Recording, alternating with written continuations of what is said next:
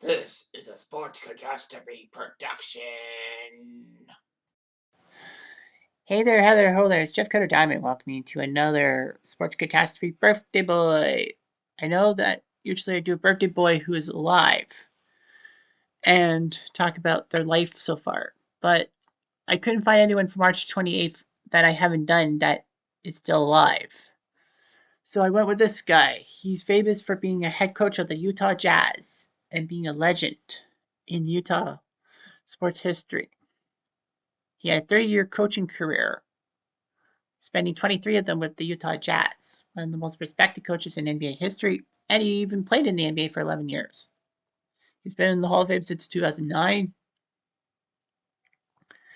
and was an icon for the Chicago Bulls.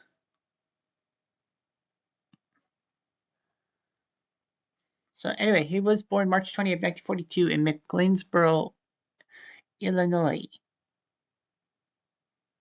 He was the youngest of 10 children. He would have a routine of going to and from his farm 2 miles to play basketball. He went to Evansville and played for the Purple Aces in the mid 60s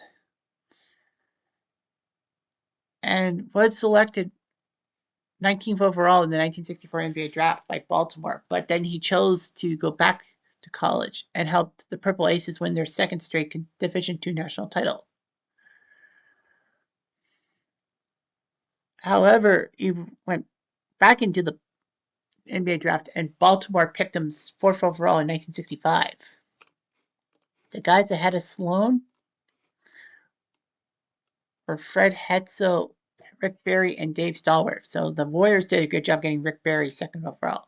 And then Sloan went to the Baltimore Bullets. That's what happened. He was picked one spot ahead of Billy the Kangaroo Cunningham. Anyway, he played 1 year for the Baltimore Bullets, who got him the second time around. But then he was picked by Chicago in the expansion draft. So the Bullets left him unprotected, and he went back to Illinois in a sense. He was known for his tenacious defense, helping the Bulls make the playoffs in their first season, which was funny. One division title, which the Bulls had before the Michael Jordan era, but his knees were hurting him, so he retired in 1976. He was 6'5", but his rebounding average was 7.4 a game and a 72% free throw shooter.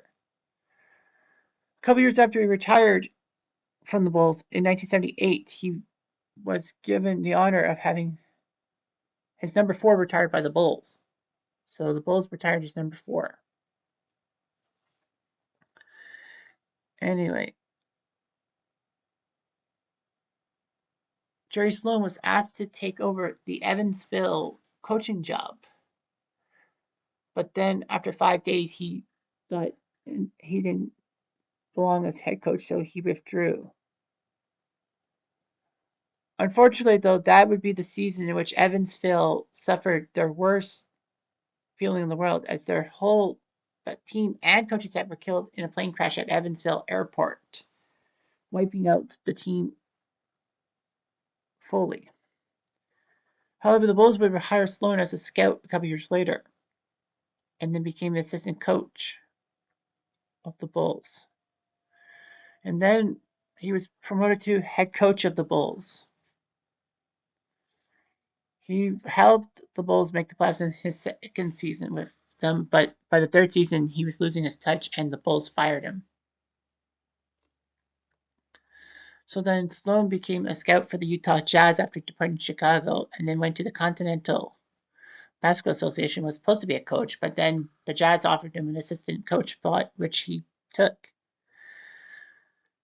And then Utah needed a new coach by 1988, so they picked Sloan to be the new head coach.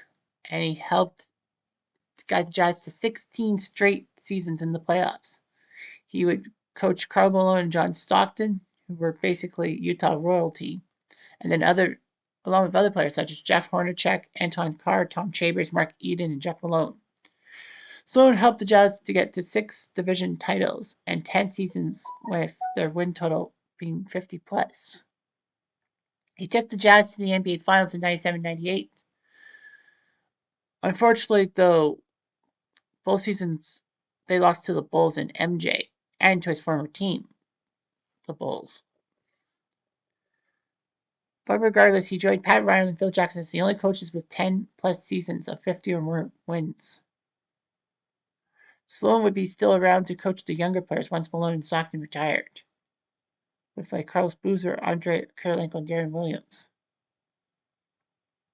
A lot of people said that Utah was going to falter in the 2004 season after John Stockton retired and Karl Malone went to the Lakers. Despite all that, Utah was chasing. Utah ended up tied with Denver with 3 games left for that 8th and final spot. Unfortunately, they lost the final 2 games. And for the first time in 18 seasons, as Jazz coach, he didn't get to the playoffs. However, he took 3rd in Coach of the Year award because a lot of people thought Utah was going to really fall apart, but a winning record helped him out. Regardless of that, he got his 1,000th career coaching win against Dallas, which made him the 5th to do so.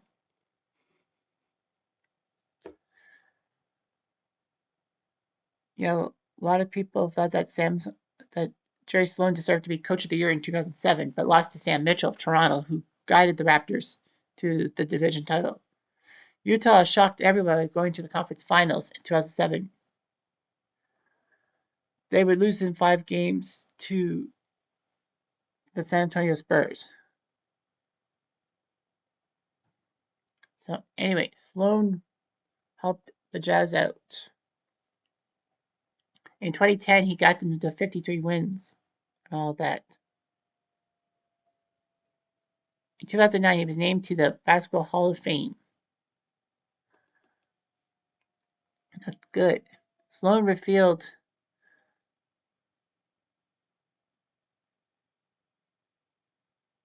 that he had signed a contract extension to Utah, coach Utah for the 2012 season. However, abruptly, a few days later, February 10th, 2011, he said that no, and he resigned his position, all that. His energy had dropped and all that.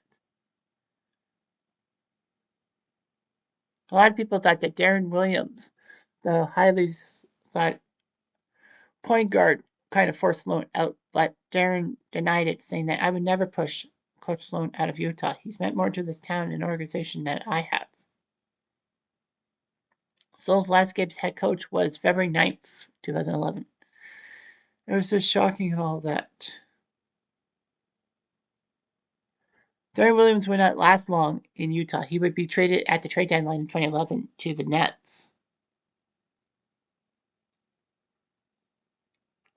A lot of people admired Jerry Sloan, especially being 23 years with the same team. That's just unbelievable. Well, Sloan would be an advisor and scouting consultant for the Jazz. And the Jazz, January 2014, honored him by raising banner with the number 1,223. The total combined regular season and playoff wins with the Jazz from 1988 to 2011. Sloan married his high school sweetheart, and she died of pancreatic cancer in 2004. They had 3 children and were married 41 years. Sloan would remarry, and Sloan was known to wear John Deere hats and would collect and restore tractors as a hobby. He actually had a collection of 70 tractors at one time, which was amazing. And, my dad would be appreciative of that because, my dad really liked tractors. Sloan was diagnosed with Parkinson's and body dementia in 2016, and he died of complications from that in 2020 at the age of 78. So for his basketball career, in which he spent all but 1 year with the Bulls, from 1965 to 1976, he played 755 games, 14 points per game, 7.4 rebounds per game. In the playoffs, he would only have one key run. That was in 1975 with the Bulls. I think they got to the conference final, losing to the Bullets of Washington. But anyway, he scored 13.8 points per game with 7.9 rebounds. As a coach, he spent 3 years with Chicago, got them to the playoffs. in 1981, but missed, and then got fired after a terrible 82 start. But from 1988 to 2011 with the Jazz, he has a combined 1,221 wins in the regular season, 98 in the playoffs, including 2 valuable trips to the NBA Finals in which he was so close, yet so far.